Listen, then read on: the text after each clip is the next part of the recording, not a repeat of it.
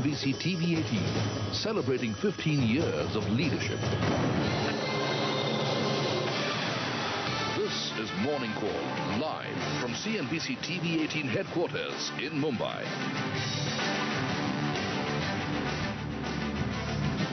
Good morning. Welcome to Morning Call. I'm Mkts. With me are Sunya Shanoy and Anuj Singh, and as always,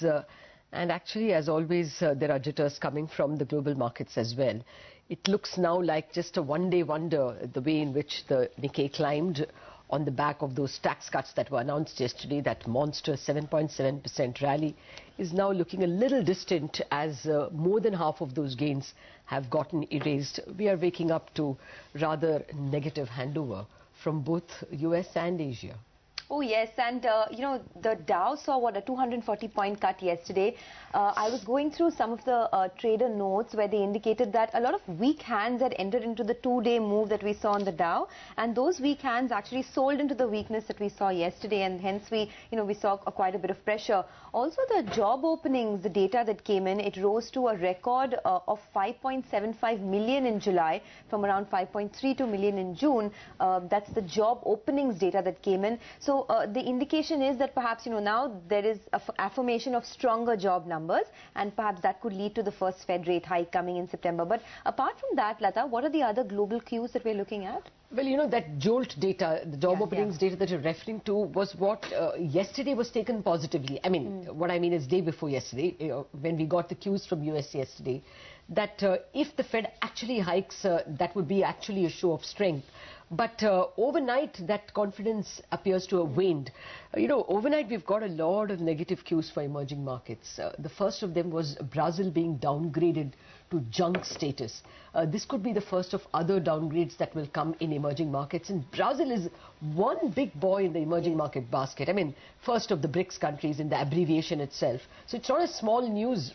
For someone looking at EMs, this downgrade will mean another reason to avoid this entire basket. Yes. And then it's been followed up with the S&P giving us more kind of negative news on Asia Pacific. Moody's has already done that, but today S&P has downgraded its growth forecast for Asia Pacific countries, largely countries trading with China for obvious reasons, because China is importing less.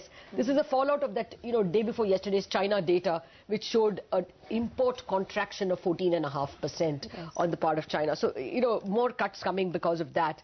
As if this was not enough, you had the Japanese orders contracting by 3.6%.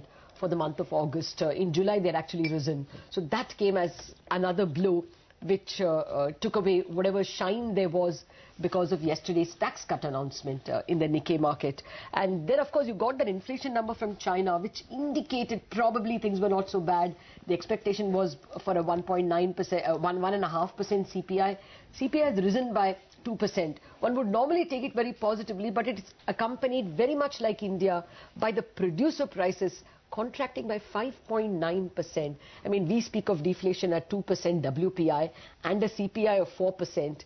This is, a CPI of 2% and a WPI, if you please. The PPI really is our WPI, is a contraction of 5.9%, much worse than estimates of 5.5%. So, each data point that has hit the screens, the global screens, the Reuters screens, are more negative than the previous. Oh, yes. I mean, this is a big economy, and if prices are falling by 5.9% in the second largest economy, it doesn't portend well at all. And so this red that we see in commodity prices, $47 Brent, I mean, we are going to see more of that. So clearly that relief rally we saw in the commodity stocks is going to be short-lived. Yeah. Oh yes, that is for sure, and we saw some signs of that yesterday as well. Anuj and I were discussing, but the only saving grace perhaps for our markets is the fact that there's been no let-up by domestic institutions just yet. In fact, yesterday's numbers were quite heartwarming from the domestic side. So there was almost 1,200 crores of buying in cash yesterday. There was delivery-based buying of around 400 crores in names like ICICI Bank, etc. And I just want to go through some statements put out by AMFI, where they've given you the the numbers that domestic institutions have put in. In the month of August, the net inflows have been more than 9,100 crores, much higher than what you saw in the month of July, as you can see those dollar numbers over there. And also, the market volatility so far has not impacted retail sentiment, not just in equities, but even in fixed income, we've seen some money being put in.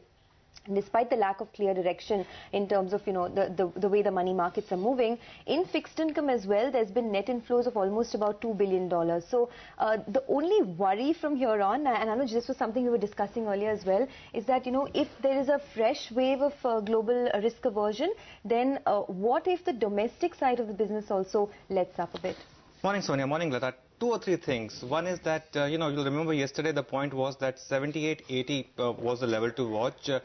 Yesterday was not a day to take fresh long positions. The fresh long position should have been taken a day before. Yesterday, if you had taken fresh long positions after the gap up, you would have actually lost money and you would not have made any money. In fact, that's the Nifty chart. If you see the Nifty futures chart, and that's something that we want in closing bell, the Nifty futures actually closed about 60 points off the day's high with the premium shrinking to about 7 or 8 points.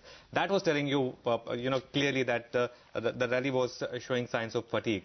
The other point is, and you'll remember that, was the warning that the last 2-day rally has given exit opportunities, at least in the mid-caps.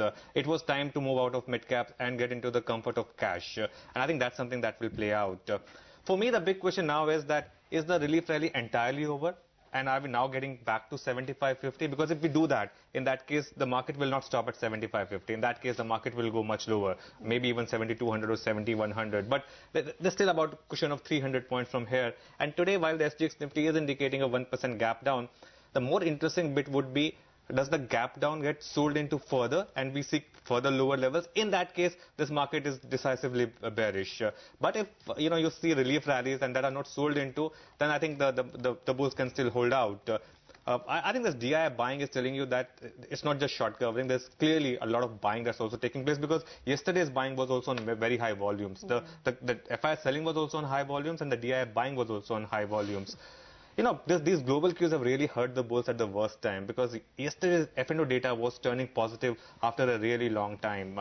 FI's net bought in Nifty futures about 400 crores, index futures rather, we saw quite a bit of covering of short positions, though we did see covering of long positions as well, which was interesting. But the options data yesterday was extremely bullish. You saw quite a bit of index options buying.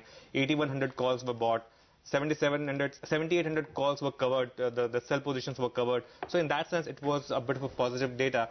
So my sense is that if today, for example, the Nifty somehow holds out 77.50 and the global cues turn again a bit positive, maybe in Europe you see a bit of a recovery, then the market still has a bit of a chance of a second half rally. That possibility is still there, or that probability is still there, even though right now the higher probability is to see a deep red day. But again, the point here is that, we've seen quite a bit of decline in this market, and, in a funny way, this DI buying actually worries me a bit, because, you would want a bit of a hate for equities, for the markets to bottom out at times like these.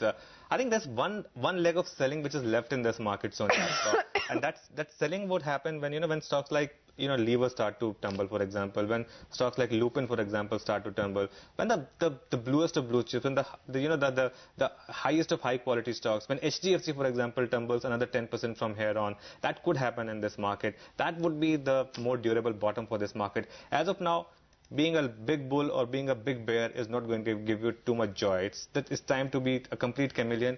Just take 2 or 3 days as they come, not take aggressive, positional trades.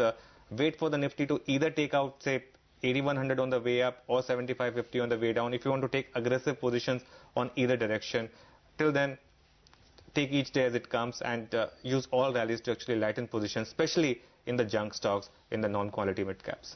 Well, absolutely point taken, Anuj. For the longest time, at least for the past 8 weeks, all of us have been wanting to see capitulation, so that this bearishness gets over. But markets don't oblige. Yes. I hear European traders whom we speak to after Europe opens asking for the same thing. I mean, are we seeing signs of capitulation? Not yet. Even after several days of the Dow Jones and the European indices falling, that sense is not there. So the pain is, it's lingering. It doesn't look like it's going anywhere, going away anytime soon. Even now, after the Nikkei and the Chinese indices fell sharply, they're actually off lows. Yeah. So, the sense of capitulation is clearly not coming just yet. Lata, one more point. we have had bull market corrections in the past. It's not that we haven't had, and this, clearly this is not the first bull market correction. This is not going to be the last bull market correction. Do you still persist with this as a bull market? Exactly. That's, so the problem with the bull market correction thesis is that in the past, the bull market corrections have been fast, swift, and they've lasted for a matter of, say, a month or 2 months, and then the market has moved on. This time around, what has happened is that the market has made a bit of a peak in January, I think, or maybe in March. March 3rd. I think for the bank Nifty it was January, for the Nifty it was March. And since then, it's been one downward journey. Slowly, the market is heading down.